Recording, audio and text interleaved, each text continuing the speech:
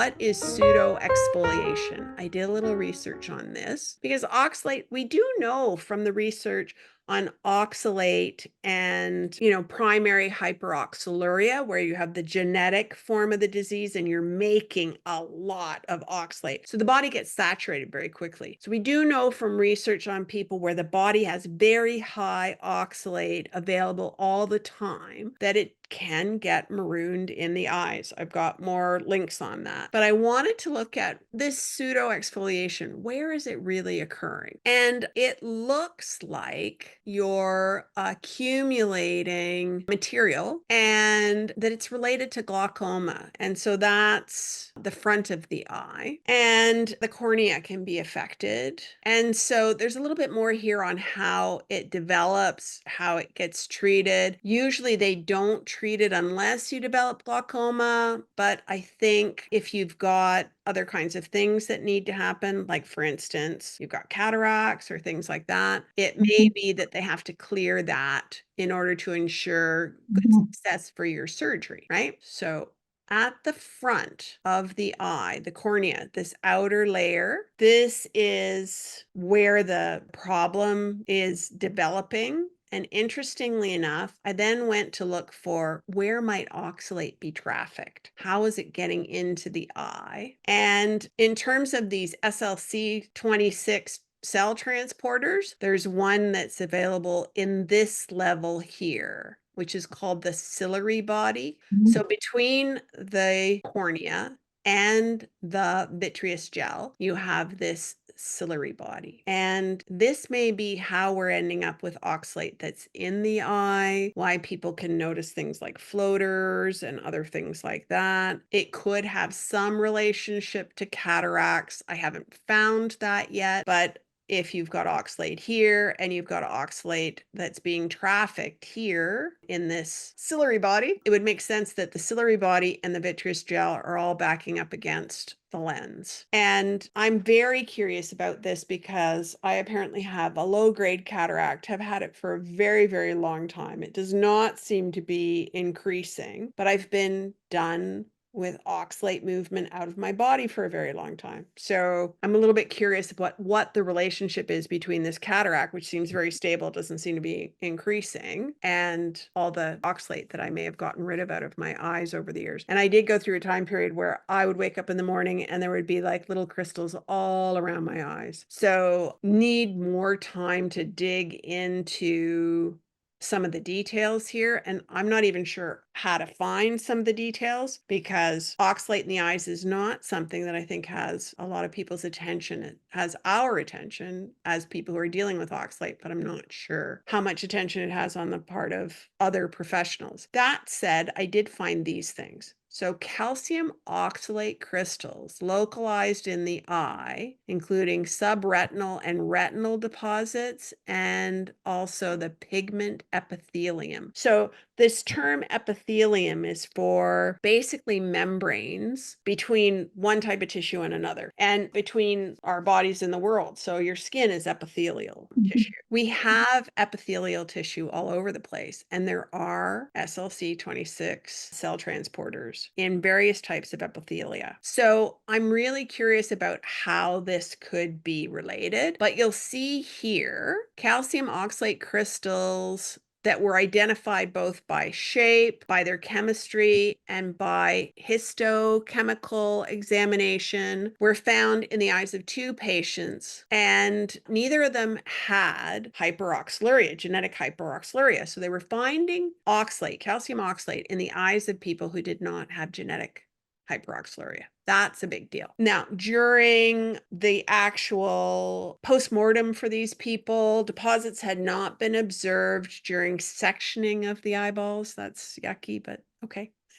Generalized oxalosis could be ruled out as the source of the oxalates. That's because these people didn't have hyperoxaluria. So the crystallized were localized in detached degenerated retina. That's really interesting. And in the retinal pigment epithelium. That's also very interesting. So it at least shows us that oxalate can turn up in the eyes. And at this point in time, they're not really saying they know why. But interesting to me that, in fact, when you have metabolic syndrome of one kind or another, so if you happen to be diabetic, your risk of kidney stones goes up. So there is some relationship between oxalate and our metabolism, especially if we are already having difficulties with blood sugar management. And this is also a review, but it's very old, 1958. Can you imagine that in 58 and in 1975, we actually knew that calcium oxalate crystals could turn up in eyes, and nobody seems to have followed this up. This just makes me crazy. So again, we had crystalline deposits within certain ocular tissues. It said here, the chemical nature of the crystals, however, remained unknown. We became curious about them in early 1954, and a new histochemical procedure proved that they were calcium oxalate. There is some really nasty pictures of what can happen with primary oxalosis. Primary oxalosis is primary hyperoxaluria. And in this research, they took pictures of eyes, and this was actually showing that you had crystal deposits building up in the eyes. Oops. So you can see these little white granular kinds of things here. That's Yes. actually oxalate present in the eyes. So it's hard to get specific information on why and how. But because this pseudo exfoliation is actually kind of at the surface level of the eye, it's close to the epithelium of the eye, it does make me wonder if oxalate's being trafficked there and then causing difficulty. Interesting that they describe it as flakes of dandruff-like material, because little microcrystals would look exactly like that. I can't say for sure how it all connects together. I'm looking for some linchpin pieces, but at least for those of us who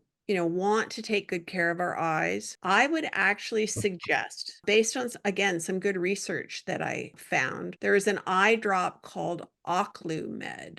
I'm going to pull up the link so that folks can see it. There's been warnings about a lot of eye drops because of the problem of contamination, but these actually also have research on them that shows that they had very good results with things like cataracts. What I liked about them is the list of nutrients. So right in here. And so we have L-carnosine, which is well known to be very good for the eyes. And I actually use N-acetylcarnosine eye drops right now from another brand. They have both the N-acetylcarnosine 2%. They also have glutathione in there, which is a wonderful antioxidant. And so if your eyes are suffering because oxalate's causing oxidative stress, glutathione would be a great add here. We also have cysteine ascorbate, which is a specific form of vitamin C. Very tiny dose though, so I wouldn't worry about somehow you're taking in this huge dose of vitamin C and your eyes are going to be dealing with oxalate downstream. I think this is one of those places where small dose good, big dose bad. And the cysteine component of the ascorbate, it says here, is used to regenerate the glutathione. So you have many systems in the body where you actually are doing this recycling kind of approach. Well worth it for us to actually support the natural systems of the body that'll give us the kinds of results that we want. And intriguingly enough, taurine in here, which is one of my favorite all-time supplements because the body can use it in so many ways. And in here, apparently the research shows that it supports the regeneration and elimination of worn out cell tissue. That'd be really helpful if you've got things like floaters. And they've added a form of riboflavin. And I actually love this. I'm not sure why they've done it, but riboflavin helps with the management of histamine. And so taking an oral B2 supplement can really help with the management of histamine. And here we're applying it directly to the eyes, which can essentially be one of the sites where histamine is being expressed. So I actually think this is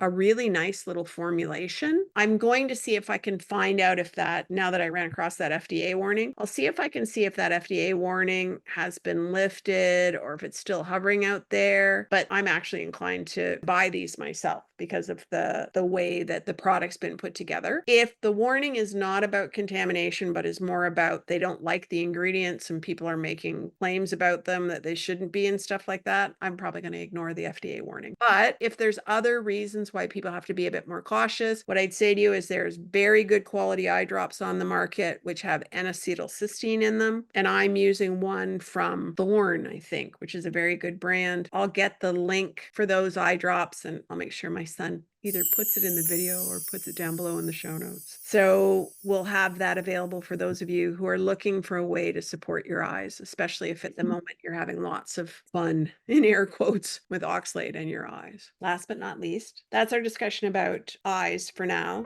but I'll see if I can dig up more things over time.